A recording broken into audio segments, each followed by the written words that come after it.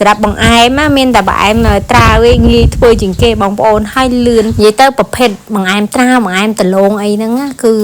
ងាយធ្វើមែនតើបងប្អូនគាត់មានគ្រឿងផ្សំប្រហែលមុខដូចនៅក្នុងវីដេអូនេះខ្ញុំនេះដឹងតែធ្វើបានហើយបើបងឯមខ្លះបងប្អូនចំណាយពេលវេលារៀងយូរបាននេះលឿនណាស់មកផ្លែទេដឹងបានហូបបើនិយាយពីគ្រឿងផ្សំទៀតមកកញាប់ញាប់បន្តិចពី3មុខគឺបានហើយបងប្អូនហើយតែបងប្អូនត្រូវចេះរើសត្រាវណាបងប្អូនរើសត្រាវបែបណាបានបបរផ្អែមទៅឆ្ងាញ់បើមិនចឹងទេជ្រប់អត់ឆ្ងាញ់ប្រភេទត្រាវបងប្អូនត្រូវរើសត្រាវណាដែលបងប្អូនលើកទៅរៀងធ្ងន់ណាបងប្អូនកុំយកអាស្រា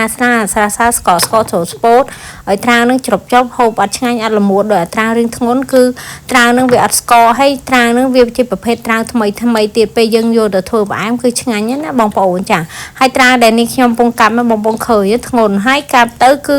អត់ជ្រៀកស្រួលទេណាពិបាកណាអញ្ចឹងបើបងប្អូនទិញអាត្រាវណារៀងស្រាលកាប់មកផុយខ្លាំងពេកអាហ្នឹងវាអត់ល្មួតអត់ឆ្ងាញ់ទេចាហើយវាអត់ផុសឆ្ងាញ់ទៀតវាមានជាតិខ្ទិះជាតិល្មួតរបស់ត្រាវទេហើយពពួកត្រាវដែលនេះខ្ញុំកំពុងកាប់នេះបងប្អូនមិន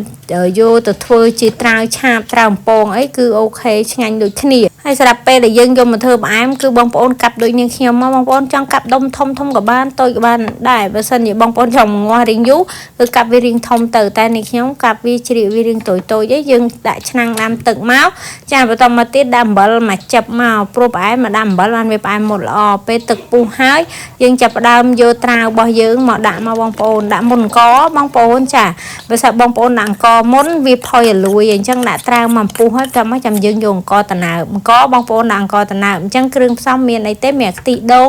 ស្ករអង្គតណើបចា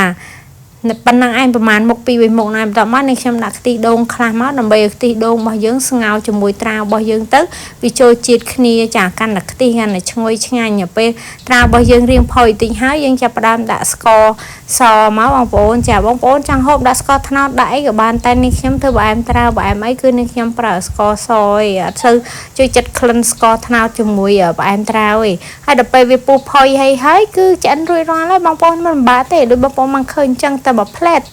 សឹងថាចំណាយពេលវេលាមហាជាកន្លះម៉ោងបានទទួលទានតែបើផ្អែមផ្សេងអត់អញ្ចឹងទេបងប្អូនរៀងយូរអញ្ចឹងដល់ពេលដែលឆ្អិនហើយយើងដួសដាក់ចានមកចាទុកឲ្យរៀងតិចបន្តិចថែមជាមួយនឹងខ្ទិះមកគឺឆ្ងាញ់ណាបងប្អូនចាមិនពិបាកទេអញ្ចឹងវីដេអូរបស់នេះខ្ញុំអត់មានអីច្រើនទៀតទេមានតែប៉ុណ្្នឹងហើយចានេះខ្ញុំសូមថ្លែងអរគុណបងប្អូនដែលតែងតែគាំទ្រដោយទស្សនាវីដេអូនេះខ្ញុំជូនពរបងប្អូនទាំងអស់គ្នាសំណាងល្អសុខភាពល្អរកទទួលទានមានបានធ្វើដំណើរទៅណាមកណាប្រកបដោយសុខសុវត្ថិភាពបងប្អូនចង់ដឹងអីពីនេះខ្ញុំកុំភ្លេចណាចូលទៅកាន់ page នេះខ្ញុំមានវីដេអូជាច្រើនចារបៀបធ្វើផ្អែមធ្វើម្ហូបធ្វើផ្អកធ្វើត្រីអីចឹងណាបងប្អូនចាអញ្ចឹង